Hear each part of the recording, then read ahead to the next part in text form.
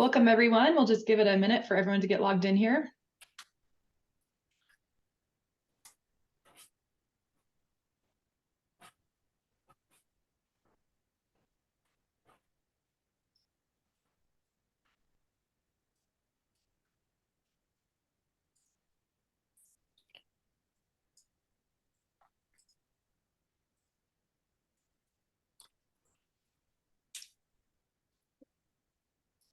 Okay, hello and welcome everyone to Using State, Federal, and Corporate Certifications Strategically. I'm Sarah Knutson with the Denver MBDA Business Center, and I'd like to take a minute to just welcome you to our webinar. Andre will be presenting here in a moment. If you have questions throughout the webinar, please feel free to put them in the Q&A box. I'd recommend the Q&A box, not the chat box. We make sure to see them and we will get to them throughout the presentation as we are able. And now I will introduce Andre Hargrave. He's the director of the Denver MBDA Business Center. Go ahead and take over, Andre. Yeah, thank you, Sarah. Good morning, everyone. As Sarah stated, my name is Andre Hargrave, and I am the director of the Minority Business Development Agency within the Rocky Mountain region, which is housed within the Minority Business Center in Colorado. So I'd like to welcome everybody. Today, we're going to talk a little bit about certifications. The way it's going to flow is I'll speak a little bit about myself, not very much, because I don't like to talk about myself, contrary to popular belief. And we're going to talk about how certifications work, how they don't work, how they're used from that element. And I always like to preface it by saying that one of the things, the way that I look at things is as a true business developer. So as someone who's been in the industry 25 plus years, who's called on hundreds of agencies, went after dozens and dozens of solicitations and had to follow up and those kind of things and speak to individuals and contracting officers, program managers at both the governmental level and within the corporate level, right? When we're looking at subcontracting on major corporations, be it joint ventures or mentor proteges, the way certifications work in actuality is often a lot different than what you've been led to believe. So no further ado, we'll move forward on that. And as Sarah did state, if you have a question, please just enter it into the chat or the Q&A, right? So first, I have to do some public service announcements. So what is the Minority Business Development Agency? Let's deal with that first. The Minority Business Development Agency is a department under the agency under the Department of Commerce. And we are the only federal agency solely dedicated to the growth and competitiveness of minority and socially disadvantaged businesses. We're going to talk a little bit about what that means as we go through the certifications, but for the most part, it doesn't mean what most people think it is. So also on this screen, you see the official declaration from out of Washington, D.C., when we became an official agency. Now, with that said, we were a grant under the Department of Commerce for 35 plus years. So it's not like the entity is new as a whole, it's just the structure is now official. We have a line item in the federal budget. Right? The Denver Minority Business Center strategic vision. So when I came on 2.5 years ago, this particular office has been here now 13.5 years, 12.5 years, because it's third year. And when I came on, one of the things that I wanted to do is say, why do we do this? Who are we doing it for, and those kind of elements. So everyone's on the same sheet. So the vision of this particular office is to grow communities of color so that they can prosper through their own financial and economic might. Now, when I say communities of color, it's not what you hear on the news. When I say communities of color, I'm mostly talking about individuals who are socially disadvantaged, be it whatever your race, creed, sexual orientation, gender, all of that wrapped into one, right? So I'm looking to help those organizations who need a little assistance to move forward. That's all that means. Our mission is to help minority businesses grow through economic development. What that means is we're not recreating the wheel. We're not doing that. A lot of the programs and these other elements have been around 45 years. You just didn't know they did. You just didn't know that they were around 45 plus years. A lot of the funding sources and a lot of the grants and tax incentives, those things have been around for decades. They just don't connect, so you never hear about them. And our strategy, to help minority businesses grow through state, federal contracting. That's what this particular office does. We do other things too, but our primary team is designed to win deals. That is how this was set up when I came in, and that's what we continue to do. Here's a little bit about me. I like to share a little bit of my history and my performance history so people will know that I've been around for a while. So, of course, in the military, both active duty and the Minnesota National Guard, service disabled, director of the Minority Business Development Agency. I own a government relations firm, so I do this for a living. That's the big difference. I do it for a living, right?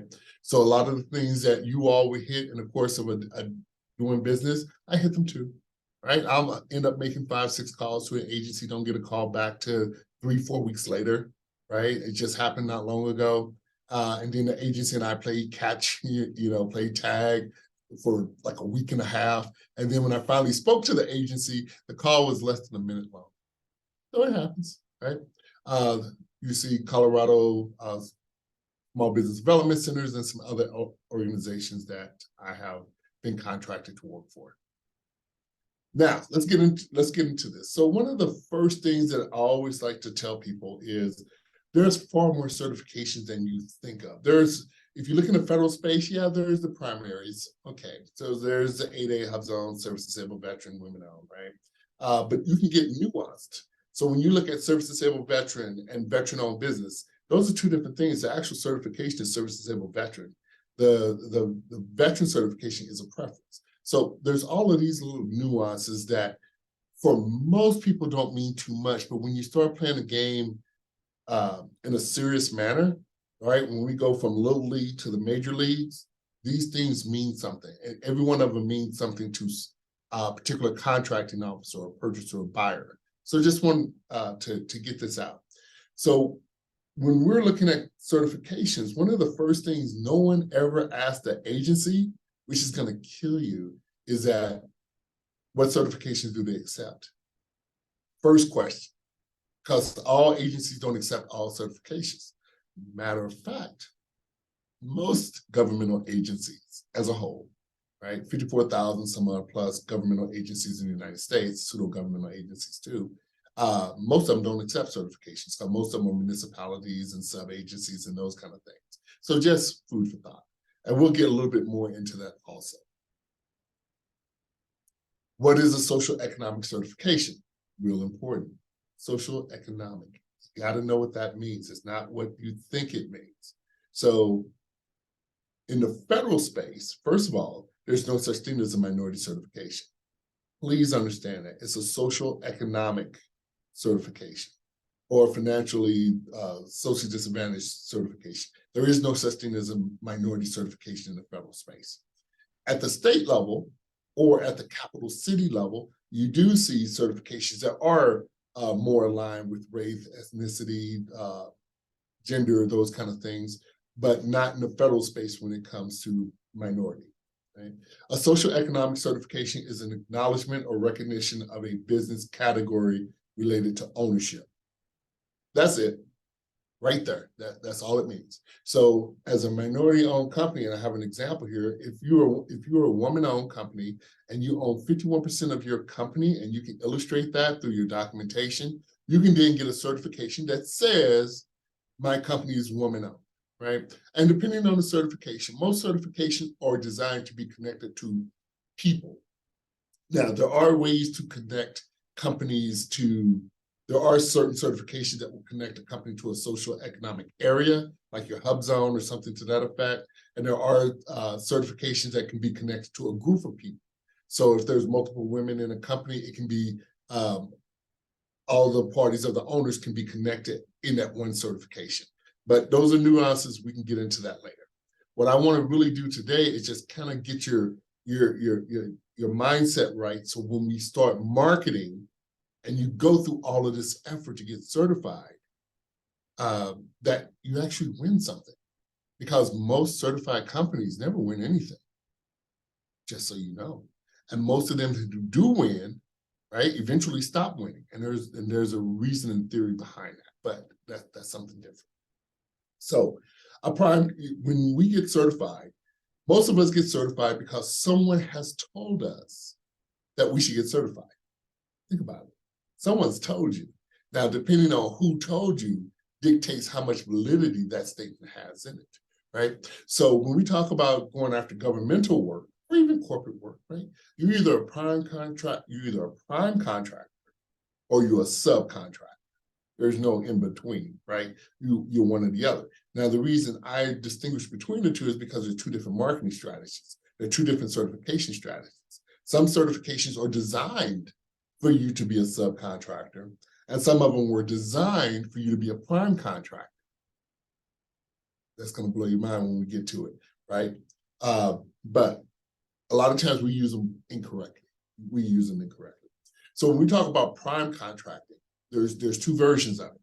You either, on the corporate side, you're either doing internal work or you're doing external work.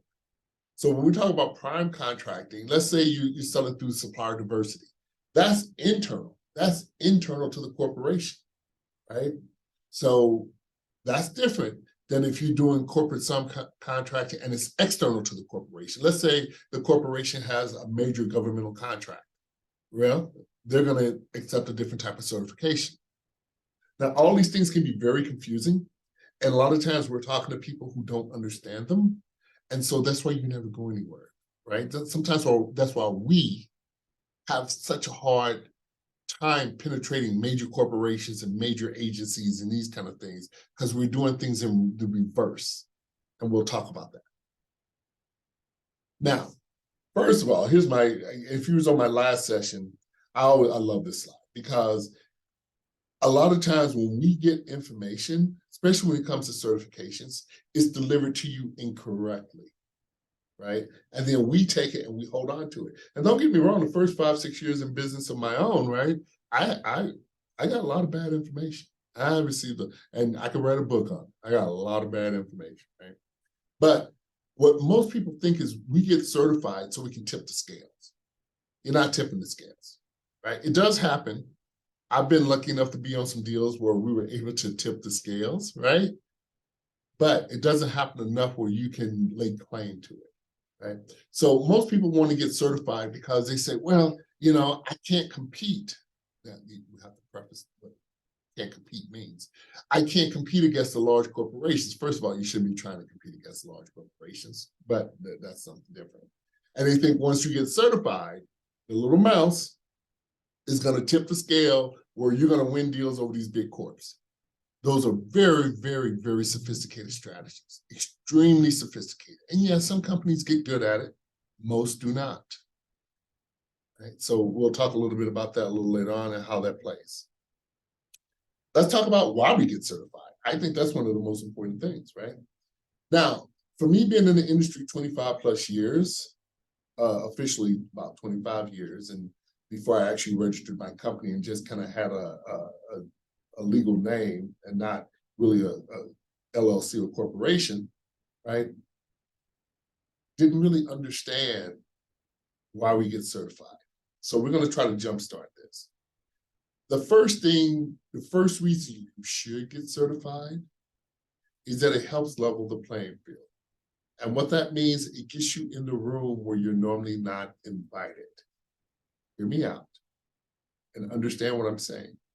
It gets you in the room where you're normally not invited. So let me explain that to you. So every day, I have a luxury. I work with clients. We have our own governmental contracts. We target major corps. And that's my firm. But I get to wake up every day and, if I want, help a company target a 7-figure deal every day, if I so chose, right? That doesn't happen unless you're in the room. And that room can be a virtual room. It can be metaphorically a room, right? So you get certified as in SAM, System for Award Management, right? So theoretically, you can now be in this room of deals that normally you don't have access to. That's pretty powerful. Now, we don't consider it powerful because a lot of times it's brought to us as this thing that's kind of owed to us because we're small, we need help, we're this, we're that, whatever. But that's not the point. But a lot of times that's how it's brought to us, so we don't appreciate it. In my course of being certified, I've had some pretty cool experiences. I've sat in the suites at the Rockies, at CU, I get invited to concerts, I get invited to be in the room. Now, once you get in the room, what I've seen is when we get in a room with major corporations, major agencies, I've been in rooms where there's only flag officers, right?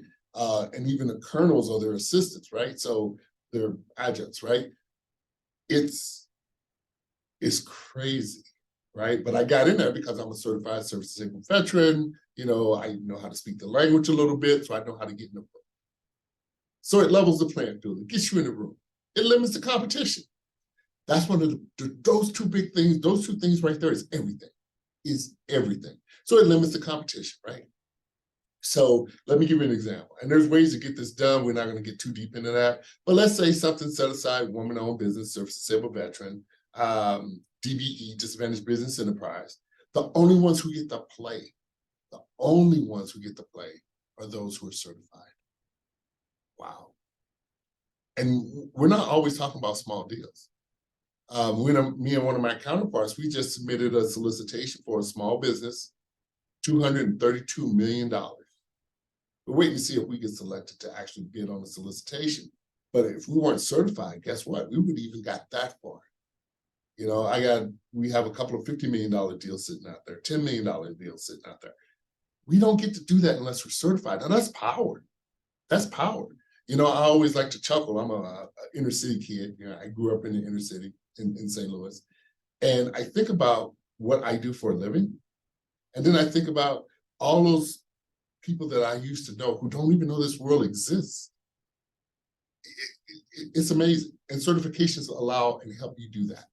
Subcontracting relationships, let's talk about that. So a lot of times in subcontracting, let's talk about construction, because construction is a little different.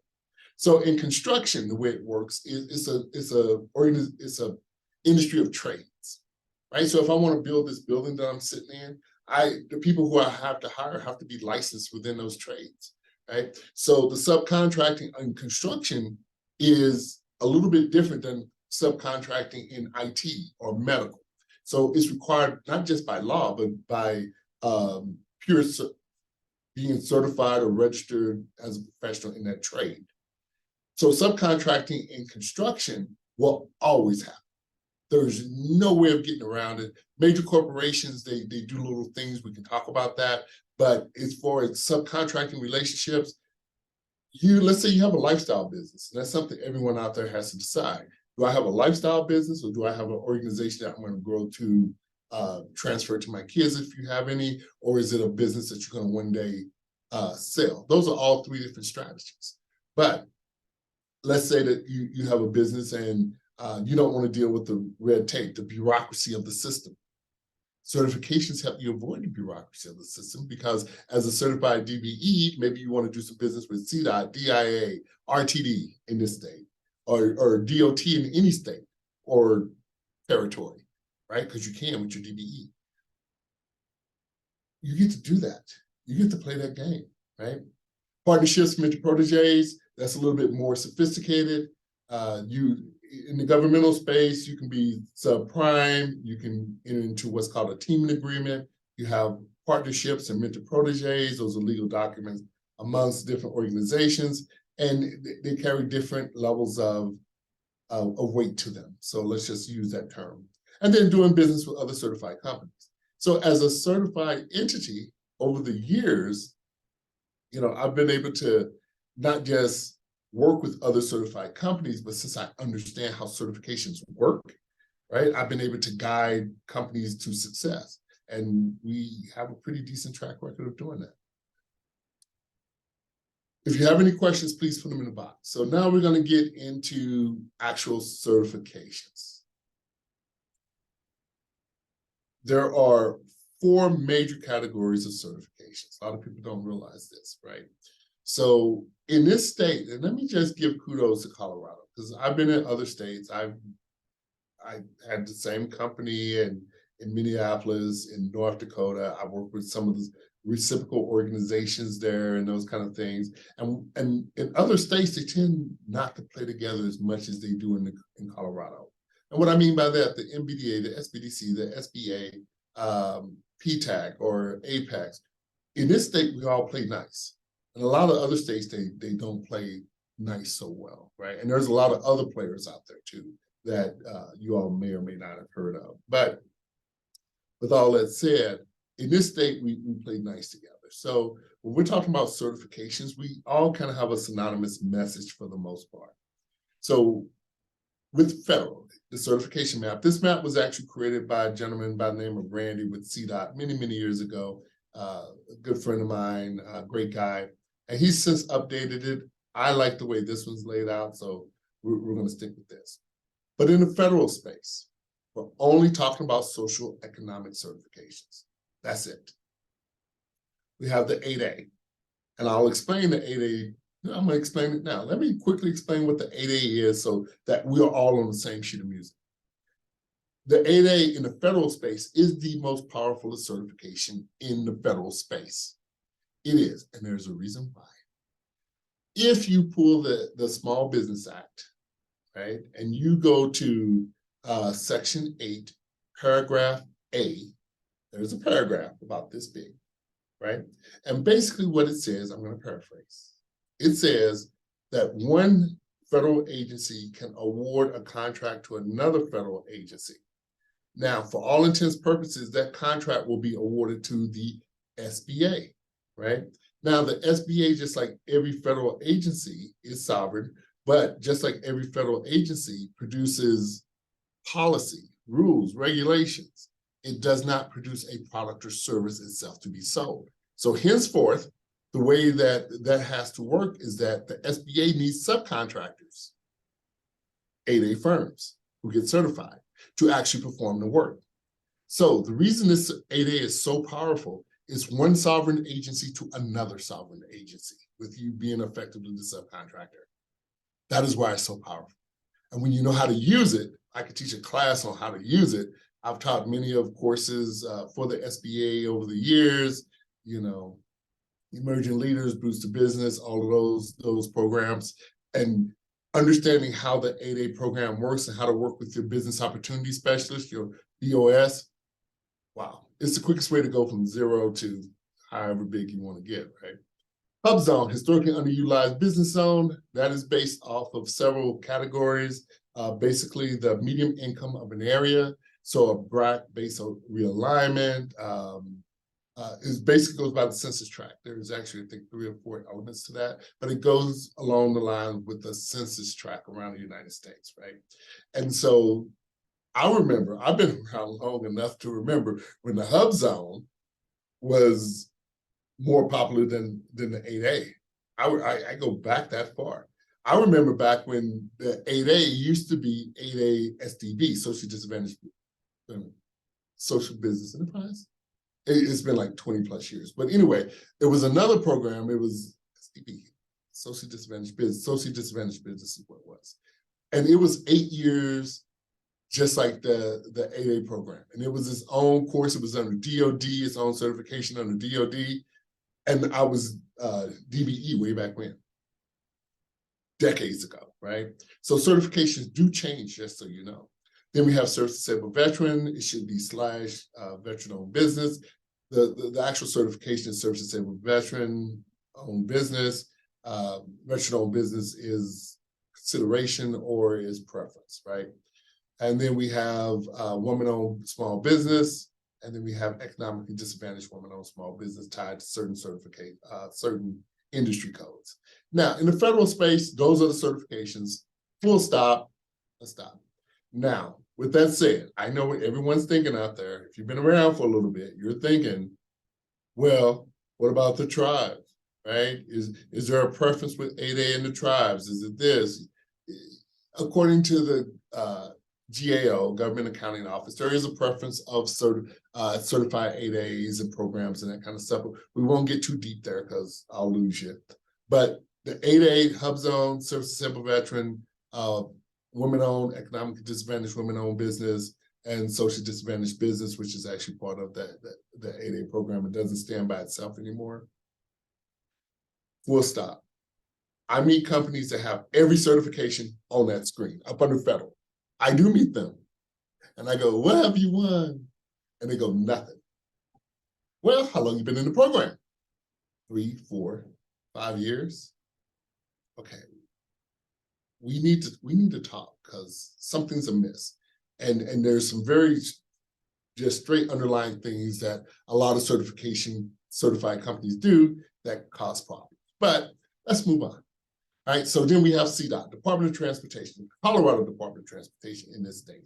And primarily we have disadvantaged business enterprise, and we have emerging small business, right? The emerging small business is not based on race. It is just an element of small business where DBE does have those factors. Now, let me tell everybody something on this screen. Believe it or not, 8A, DBE, those kind of certifications are based on social economic status, right? It's just based on if you've ever been disparate against. Can the argument be made that you've been disparate against? Now, over common practice over the years, it has come to that mostly minority and women-owned companies become these certifications, right? Get these certifications, but the rules aren't written that way. Now, to get women-owned, you do have to be a woman. Don't get me wrong, right? And to be veteran, you do have to be veteran. But these other certifications that are based off of socioeconomic status, the argument is, can the argument be made that you've been wrong, right? And it's not what you think. It can be age discrimination. It can be education discrimination. It can be a lot of forms of discrimination that you have approached. And it doesn't, hear me out. It's not always in the form that you think it's in the form of. When I used to do a lot of 8A certifications years ago, and I was successful in getting non-minority certified, just so you know, non-minority men. So the argument is have you been socially disadvantaged business? And the argument that I would do is if you lived in the inner city and you were a non-minority male, right? And let's say you did ethnic clothing, you may not get the respect that you do because people don't think you know urban clothing, what they call urban clothing now, right? Urban clothing, right? And your sales are down because people don't believe that you know what you know, even though maybe you grew up in that industry. You have been socially disadvantaged. You have been wrong. Now the question is can we prove it, right? Can we write it? Can we show it? On your disparity statement, can we write it? And if that's the case, if we can show it, you can be certified. That's the art that's missing without understanding the rules. But I only have so much time and I can't stay in that lane too long because we got a lot of other stuff. So local governments. Here's the thing to remember about local government certifications. They repeat every state. So you cannot get, whereas your DBE under the Department of Transportation, every state has DBE, every territory has disadvantaged business enterprise. You'll have to get reciprocal in that state, but every state has it. Once you're certified in one state, you can get reciprocal in every other state if that's what you want to do. Local governments, they do not, there are no reciprocals. So when you go to Chicago, Atlanta, St. Louis, all the certifications that we're going to go through right here, which almost every state has some variant of these certifications, you will have to get certified with that state. Most states, the way that it works is a state itself may have certifications. In the state of Colorado, we do not. We only have a veterans preference here, but every capital city will carry these certifications.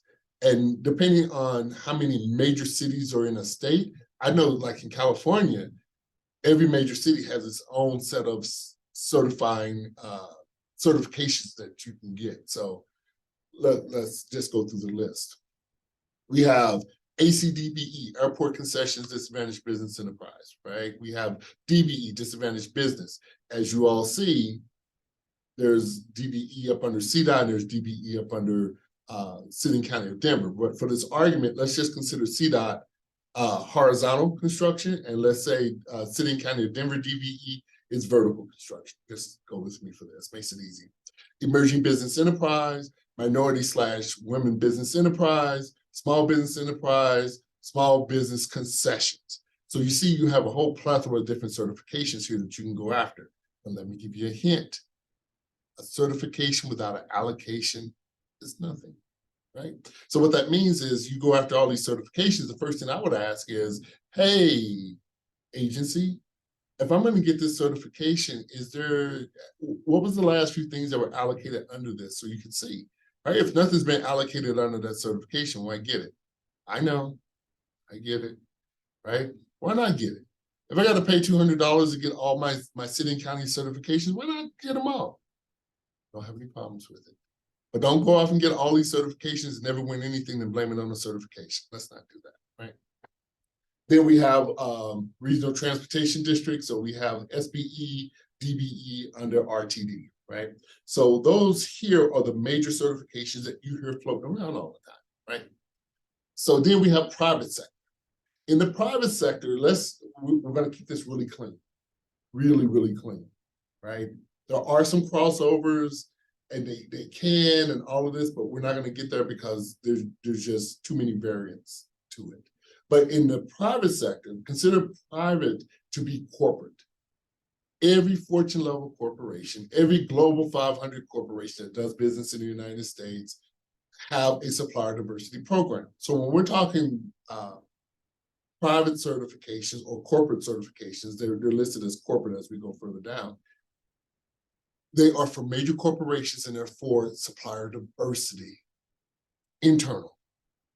Here's where the mix-up comes in at. Because some corporations will say, hey, do you have any certifications? Because we have to justify our numbers, right? We got to show, or we would like to show.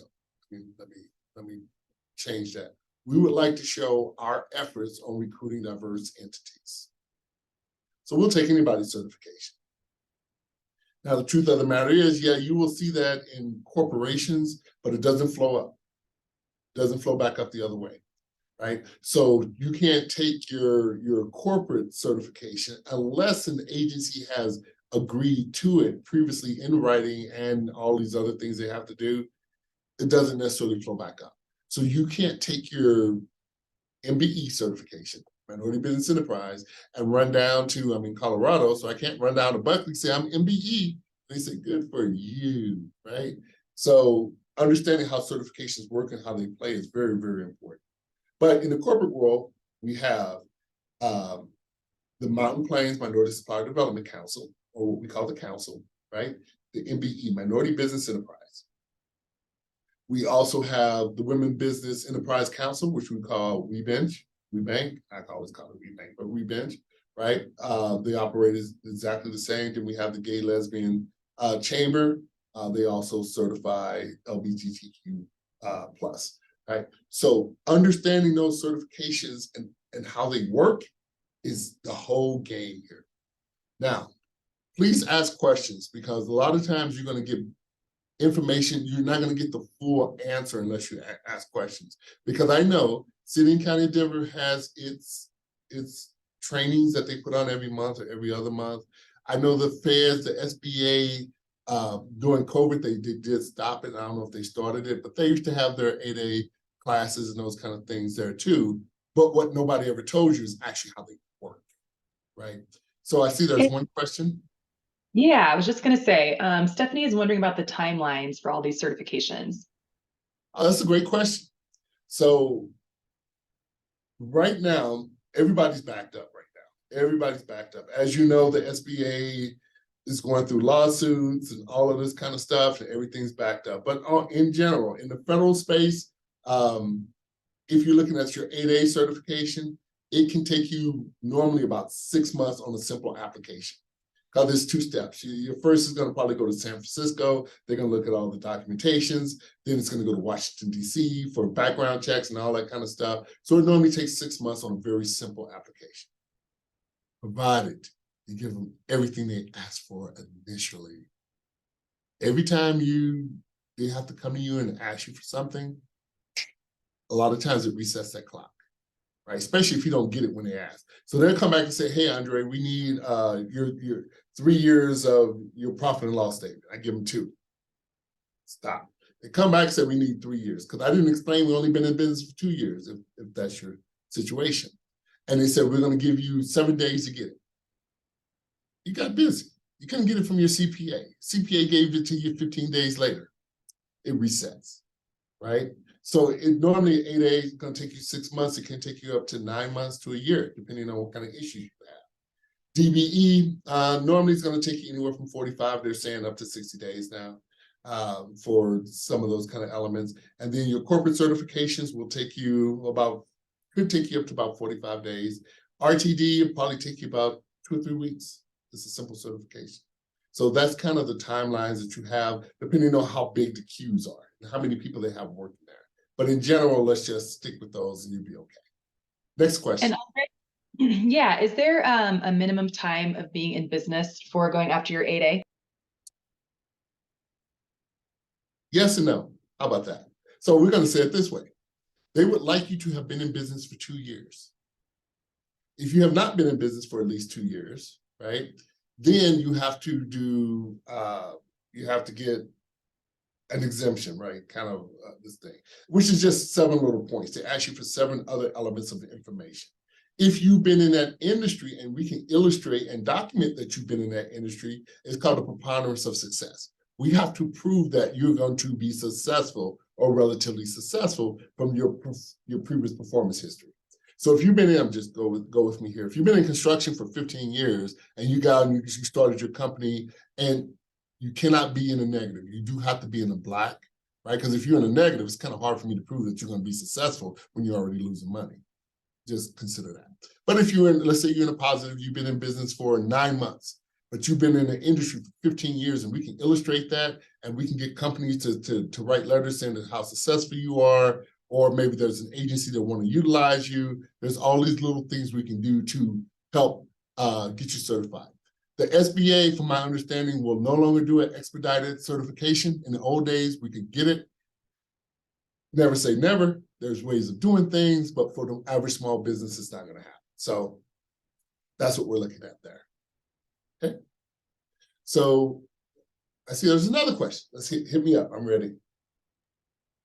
All right. Terrence is wondering if there's a revenue benchmark to meet for the certifications. No, there's not.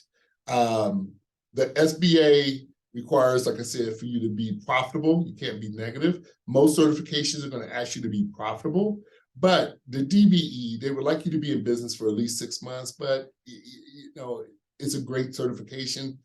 And the same thing, if we can illustrate that you're going to be successful, we can get you DBE certified. As far as a financial element, no, there's not one. Now, there is a ceiling. DBE, I think it's 20 million, 20.3 million over 3 years. You can't exceed. If not, then you're not considered a small business in the DBE program. The SBA, they've changed a little bit. It used to be you couldn't be anything more than 750,000, but I think that's been moved up. I would have to look again. I haven't did an application in about a year, so I would have to look, but it's like $1 million something, your net worth. So they do have those kind of requirements.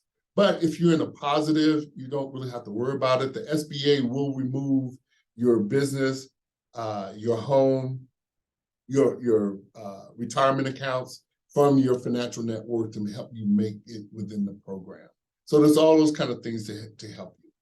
Next question. All right, John is wondering what the time frame is for hearing back for request for that intake appointment. That would be for the MBDA? I think he's referring to certification. John, do you want to talk? Okay. Here, or go ahead. We'll let John talk if he needs to clarify, but go ahead, Andre. Okay, so here's what happens. If, depending on your certification, it goes to, they all will go to a triage, right? They'll all go to someone and they'll sit on their desk and they'll go through it and make sure all the actual paperwork is there, right? They go through it and they do that. Because I used to do certifications too, many years ago, actually for the Rocky Mountain Minority Supply Development Council. We have reciprocal with CDOT, so I know how to do certifications. So we go through making sure all the paperwork's there. If it's not, you will hear something within the first couple of weeks of most certifications, right? It might be an email, could be a call, and they'll say, hey, what's missing? Or we need to get this. After that, Go ahead. Oh, I think John's going to add to his comment here and clarify. All right, come on, John, give it to me. Yeah. Can I speak or? Sure, be my Yeah. guest. Free country. Hey, Andre. Yeah, I sent over a request for a intake interview with MDA, and I haven't heard back from you guys. I know you guys probably out being busy. I'm really interested in getting the process started. Okay. I'm in the transportation industry. We just launched early this year, but Sure. it's looking So for John, what's the name of your company? GRC Group LLC. Okay, so my program assistant Carlene is also on this call. I'm quite Okay. sure she got that information. That's why I asked, and we'll get back to you. If you put your information in the chat, I'll print it off and make sure I give it to her personally. Okay, thank you. Thank you. All right. So we're going to get back to the certifications here. What I have on the screen are some of the agencies, right? Because we're going to move into federal real quick here, right? Now, there's a lot to certifications and also a lot to governmental agencies that a lot of people don't realize, because not all federal agencies accept certifications, right? Blew your mind right there. They don't. So it depends on the agency and which certifications they will accept, right? But I see there's another question, Sarah. That's just John sharing his info, so you're good to continue. All right, thank you. So in the federal space, power, power, power. I know that's an abstract term for a lot of people, but let me kind of break it down to where it works for us. How about that? So the Federal Acquisition Regulation, so all certifications are governed by something, right? So in the federal space, we have the Federal Acquisition Regulation Part 19, Small Business Programs. All the power of these programs are in the FAR, right? For you all. We're not talking GSA schedules. We're not talking GWACs and IDIQs and all that kind of stuff. Well, we're just talking about these basic social economic certification. This is what governs them. So when I talk to an agency, I never correct agencies. Never do that. Never correct an agency. However, by understanding and reading these programs, when I'm speaking to someone, I know what I'm hearing. Okay. And we're all adults on here, so you know what that means. So every now and then you have to remember, everybody didn't go to the same school. All contracting officers didn't go to the same school. And if they did, there was different instructors there. Because I've had some tell me some things that I was kind of like, what? Whoa, okay, right? So understanding the rules behind the scenes is actually the power. And that would be, once we sit down, I can go through that more and tell you a little bit more about it. I just want to make these introductions. So basic strategies in the federal space, or even mostly in the federal space, is we're going after sole source work, direct award, competitive set-asides, and consideration. This is everything for the certification, folks. There are other things that people like me can do and those kind of things. But for you, if you just master one of these, you are going to be a very well-off individual. Trust me, you will be. Sole source, right? Let's say that an agency has set aside something. There's this whole process of how they do that. We can talk at a different times. But let's say they're buying phones, right? And they want service disabled veteran-owned companies doing it, right? Let's say that it's the VA, Vet First, right? And the VA want to buy these phones. And they want it to be a service disabled veteran. And of this service disabled veteran, in the old days, it was different. And a lot of you all are operating on things that used to happen that don't really happen too much anymore. So in the old days, the agency could just reach out and call me and say, hey, Andre, we looked at your website. We see that you're good. We have this opportunity. We would like to award this to you. In the old days, stuff like that really did happen, believe it or not. It does happen today. There's a lot more rules to it. But of the competitive nature, the agencies thought that I was the best qualified. Qualified is the term. Qualified organization, and they awarded me this work. In the old days, there wasn't even a lot of competition for that. The rules have changed, right? Just go with me here. So I get a sole source, right? They select me, that. Let's say that I go to the agency and I go, hey, I got the best cell phone. It levitates. it spins around, it follows you just like the luggage at the airport. It's pretty cool. You just reach out and grab it, have that call, right? And I sell the agency on it. And the agency goes, oh my God, this is the best thing since sliced bread. We're going to order $500,000 worth of your phones, right? Based off of me going in there selling the agency. That's a direct award. There's no other competition. There's just me there. They brought it from me. That mostly happens in origination when you're out selling. It happens. And I'm gonna tell you something. That's mostly how it happens, believe it or not, right? Shh, don't tell anybody, but I'm just gonna let you know. And then we have competitive set-asides. So a competitive set-aside is, once again, let's say the agency said, because the rules state, this is the best thing about rules. They tell you they tell you how it works, right? But the rules state in the federal space that there has to be competition.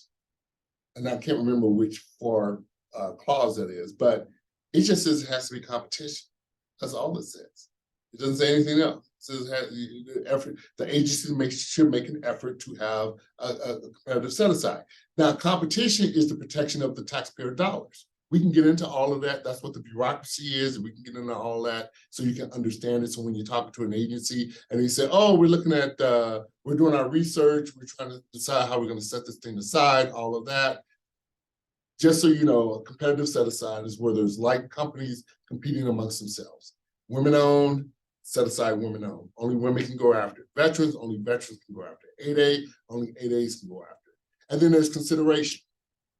If you recall, I had stated in the state of Colorado, we don't have certification. The state doesn't, we have considerations, which is points towards your bid if you're shortlisted. We can get more into that. I see there's another question. Yeah, actually, since we're running kind of short on time, Andre, why don't you keep going and I will answer Bear. Okay, well, these slides will be made available to you. Rule of two is a way of maneuvering within the system. It's really cool. This is what we do in the federal space. These are some of the things that I like everybody to understand real quick. Let's say you're going out to municipalities. I live in Erie, Colorado. I love my little town, right? However, my little town has no certifications whatsoever, right? You go there and say, hey, I'm a service-disabled veteran. Good for you. What can I do for you, right? So understanding who you're trying to target makes a big difference. And what we like to do is we like to do what's called a market assessment. We like to go out and ask the agencies how they like to buy. What do they buy? What would they consider? We like to do those kind of elements there, right?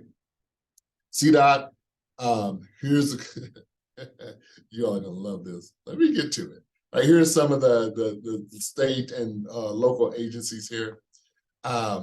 City and County of Denver, here's the certifications that they accept.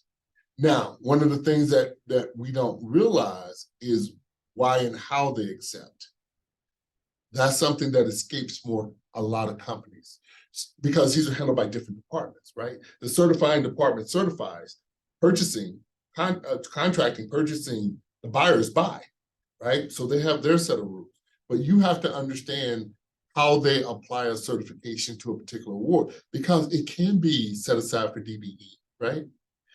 There can be an element of certification applied, but not the whole thing set aside, or what we call a pass-through or a corporation wins something, but they're responsible for the certifications. All of those kind of things dictate how you market. They do. They dictate how you market. They dictate who you market to. So we can help you really understand this plethora of certifications and how they actually work. But I just want to make sure companies understand that it's not what you've been told. Okay. Now, most companies, when they're certified, let's say you're lucky and you're not lucky, you're just good at what you do. And you get certified, your company grow, and you're marking your DBE, your ESB, and all of this, and work is coming to you. Guess what eventually happens? It stops coming. And there's a reason for that, right? The funny thing about certifications is there's always a more certified company. Always.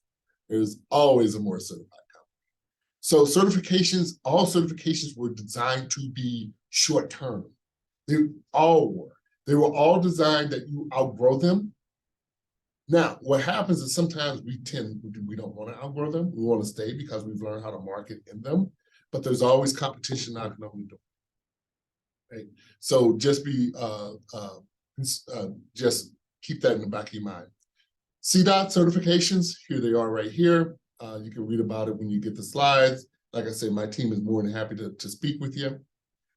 The DBE, just so you know, it's under the CFR, the Code of Federal Regulations 49, Part 26, DBE participation, DOT.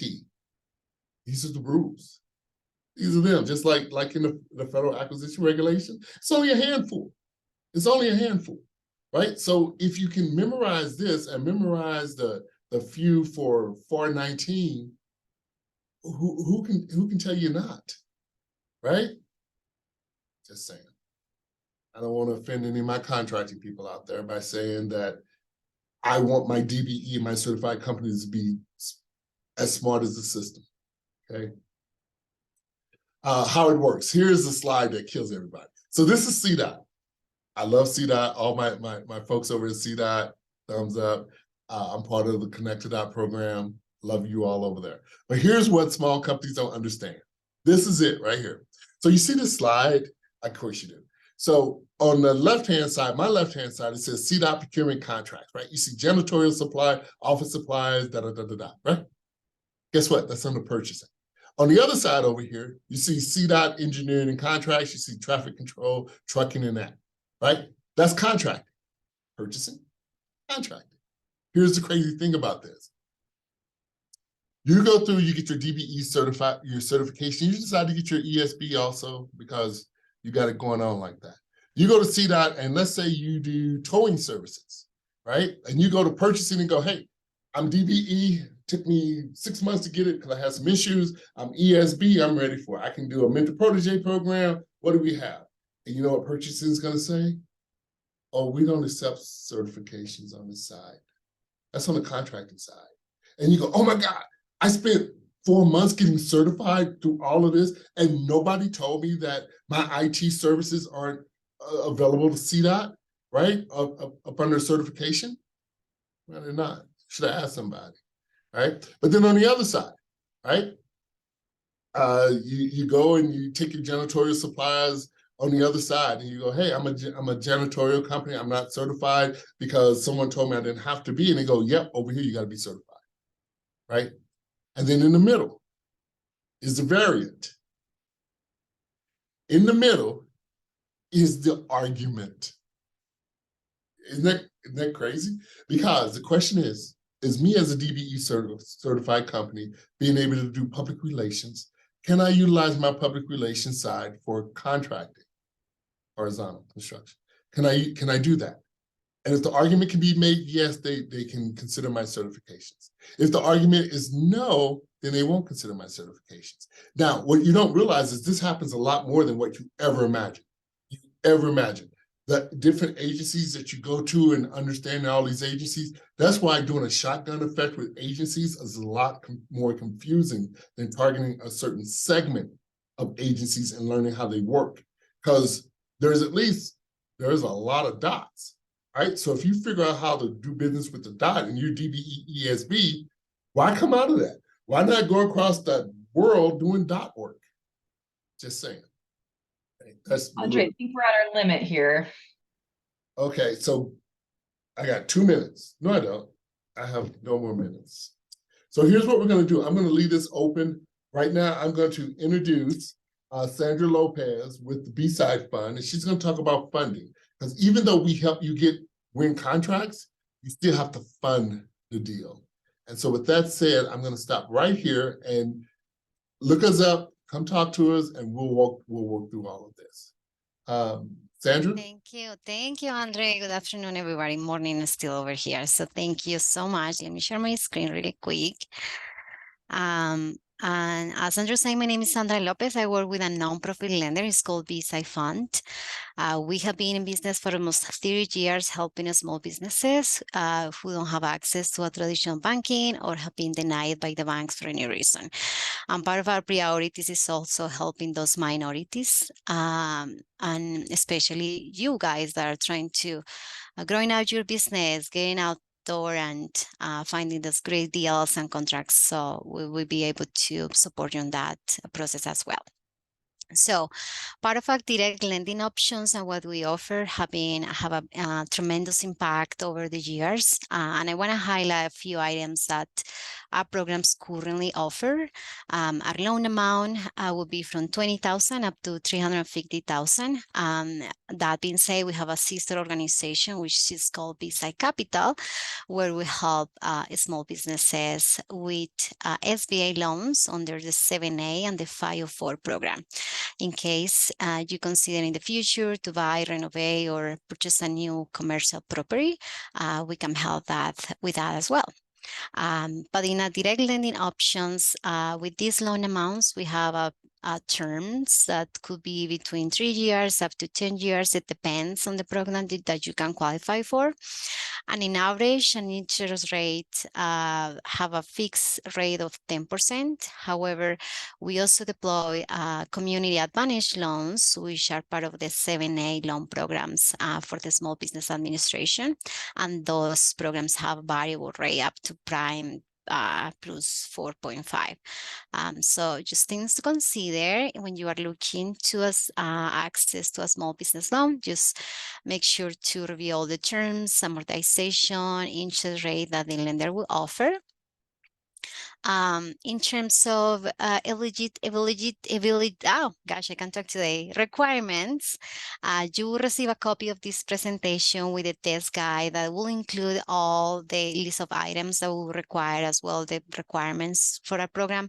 But generally speaking, if you are using funds for working capital, in purchase of equipment, inventory, we do a lot of business acquisitions, same as debt refinance, especially in this environment. That's some of the funds that you can't utilize with our business loan. And we do require the borrowers have at least 10% cash injection. That can vary as well. We do a lot of unsecured loans in our programming. So is that an option as well for what are you looking for? General eligibility check. We do want to see that you are operating your business at least for 6 months before you can qualify. And we have a minimum credit score of 600 in theory. But as I said, you will receive a list of all these eligibility requirements. But that being said, as I mentioned, our organization do want to focus on help borrowers that are unable to get approved through other banks. Or if you have been denied by other bank or trying to set up your business, expand, we'll be happy to collaborate during that process. Even if it's lack or insufficient collateral to secure the loan, we can review that options for you as well. The applications process is very easy. We have an eligibility check through our website at bsifund.org. Feel free to complete that. And if you think we are a good fit for what you're looking for, you will be invited to complete our online application. I will guide you through the process. There is a few documentation that you will have to provide, but we'll be happy to review and just provide you with all the information and resources. If it's something that you need to complete, either certifications or if it's any in your personal or business credit that will need to be pulled before you can qualify, we can provide you with organizations that can help you with that, and you make sure you will be ready to apply and get approved for a loan, for a business loan. So here is our website, and I will also add my contact information. My name is Sandra, but we'll have a beautiful team of underwriters, loan officers that will be able to answer any questions that you might have during the process. And I have a few minutes if there's any questions that I can cover up. Questions for Sandra before we log off? We will be sending out, as she said, Sandra's slides and contact information after the webinar, as well as Andre's slides, a copy of the recording of this webinar, and the MBDA team's contact information if you wish to reach out to them.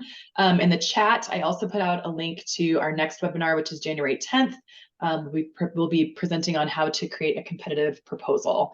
I also put in the link to our website, which has a button that says request consulting. That is the PDF that you'll want to fill out if you want the MBDA team to follow up with you. Thank you everyone for coming. We'll see you next month. Thank you.